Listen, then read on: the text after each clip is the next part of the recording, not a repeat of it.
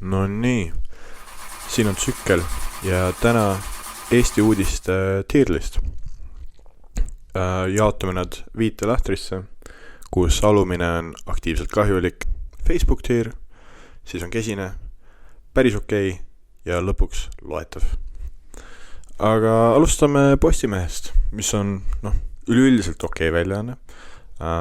Jagub ülemaailmset, kodumaist, päris palju arvamuslugusid, keskmisest rohkem parem liberaalne, aga mis teha. Aga mis on hea? Mulle meeldib, et see on päris palju julgeoleku teemalisi artikleid. Jüri Kotšinev alati esilehel, temast räägime veidikene hiljem ka. Ja intervjuud kohalike kultuuritegelaste või muude poliitikategelinskitega on keskmisest rohkem asjalikud.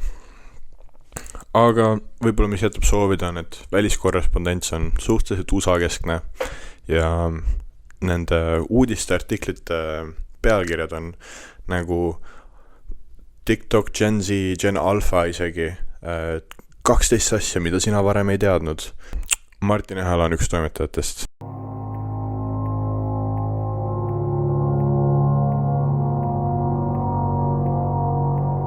Mulle meeldib eriti postitus 6. novembrist 2024. Kurb tõdeda, aga peavoolumeedia on olnud suurem valeinfo levitaja kui alternatiivmeedia. Härra, kus te töötate? Kas te pole mitte peavoolumeedia ise? See on selline huvitav trumpilik lähenemine, kuidas kõik, kes on võimus, on halvad, aga sa oled ise võimus. Nii et äkki teeks sotid selgeks. Fooliummüts pähe ja midagi.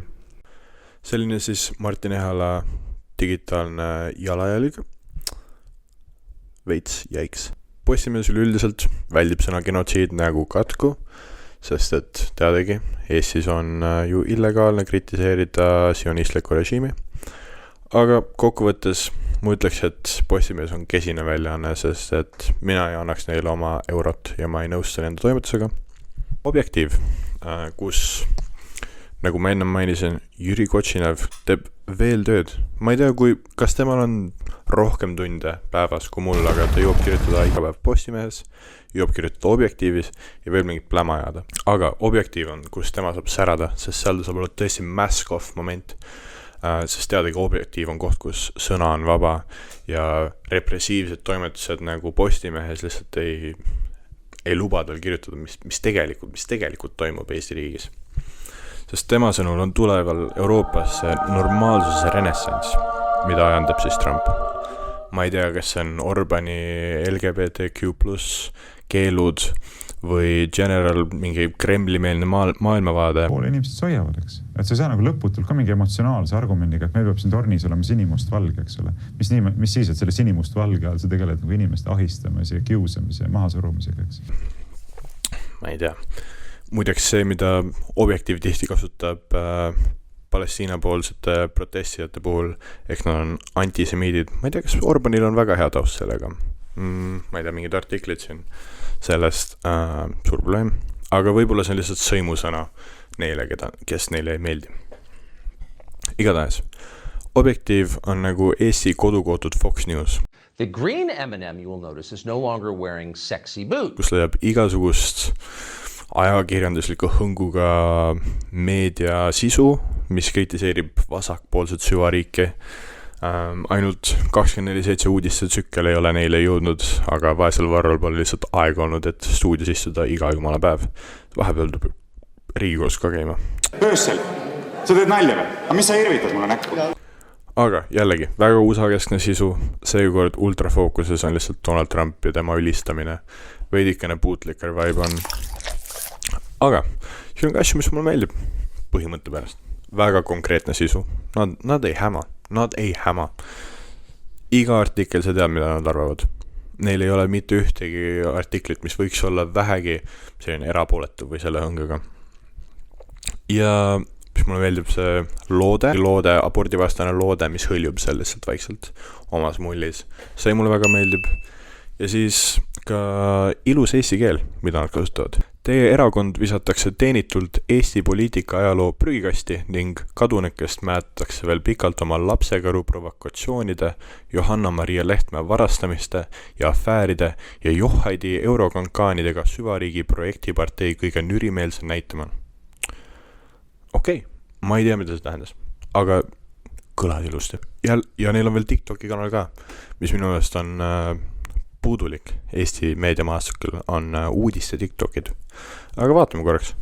Häirib tänases ühiskonnas see, et me ei näe vormis inimest tänaval. Hannes Võrno. Kus veel oleme näinud me vormis meest? Selline pikk müts, 80 centimeetrit, võib-olla isegi meeter. Äkki tuleb meelde.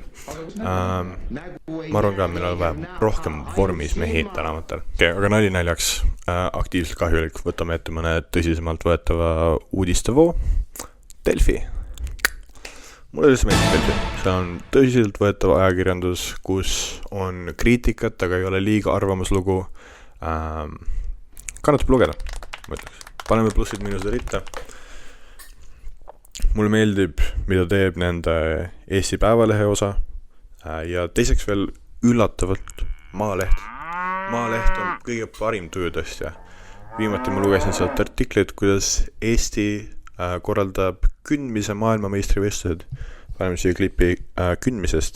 Nende pealkirjad on väga otsekohesed ja ma ütleks, et ausad. Muidugi Palestiinas toimuvast genotsiidist pole sõnagi, aga see on par for the course nii-öelda. Aga ma julgeksin öelda, et see on nagu loetav leht. Pole midagi liiga sügavat, pole midagi liiga rasket. Lihtsalt easy going, chill, loetav. Aga big hitter. Nüüd tuleb suur poiss välja. Uued uudised.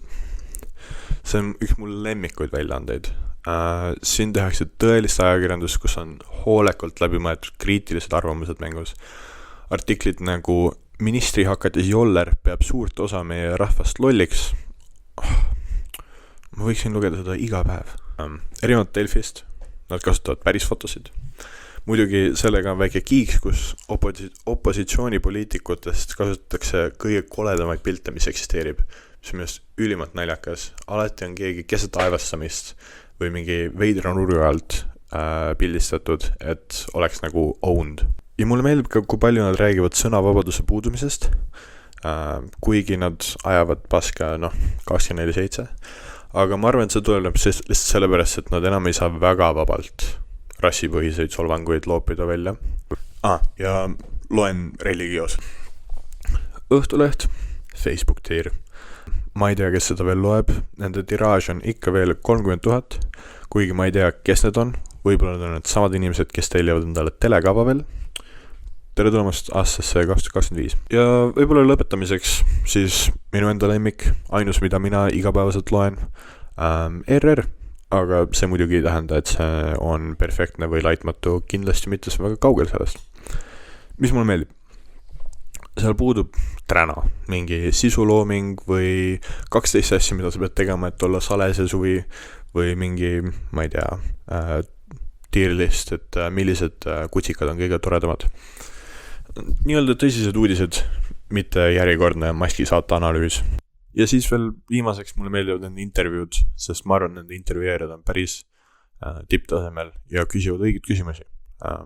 Väga kriitilised, igasse leeri. Mulle meeldib. Aga muidugi, üsnagi Eesti/USA kesksed, midagi muud nagu väga ei toimu. Iisrael ei eksisteeri, nad ei ole vist neid mainid viimased 4 aastat. Ja siis kajastus on võib-olla isegi liiga erapooletu. Sest et kui sa annad lihtsalt nii-öelda faktid, näiteks Trumpilt, siis võib-olla need ei ole päris tõeliselt faktid, sul on vaja mingit kriitikat sinna, mingit teist source'i, teist allikat. Allikatest rääkides, mis kasutame The New York Posti, mis on põhimõtteliselt Fox News Light, või üldse The Times of Israel, kes on nagu väga parempoolne väljaanne allikatena igapäevases ajakirjanduses. Ma ei näe, miks me peaks võtma autoritaarse režiimi ajendajaid tõsiselt. Aga kokkuvõtteks, mida siis lugeda? Kus saada infot sellest, mis maailmas toimub? minu endast nii-öelda stack koosneb 3 osast. RR, et saada Eesti uudised. The Guardian, et saada ülemaailmseid uudiseid. Ja siis mingi kultuuri/spetsleht nagu Jacobin või Müürileht või ProPublica, kus on pikemad artiklid asjadest, mis ei ole võib-olla nagu hetkekiirusega juhtuvad, aga üldiselt maailma teemadega kooskõlas. Ükski väljaanne ei ole perfektne, nii et on tark vaadata mitmest allikast asju, võrrelda neid ja alati hoida sellist kriitilist hoiakut selle suunas. Aitäh, et vaatasite, see on meie tier list siin. Elagu uudised.